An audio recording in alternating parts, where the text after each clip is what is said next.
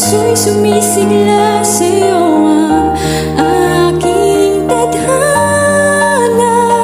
Ikaw lang, walang iba.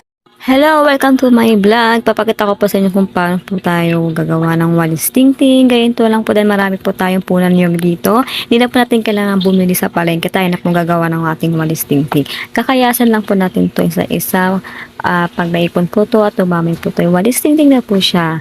At pag ito po ay ating bibilhin sa market ay 35 pesos na po ang walis tingting. Pero dito po sa probinsya, hindi po uso ang bumili yan. Gagawa ka lang po niyan. Yan, may walis tingting ka na. Yan, pwede din tayong magbenta. Ayan, yan na po ang ating walis tingting. Ready na po siya. Ayan, mga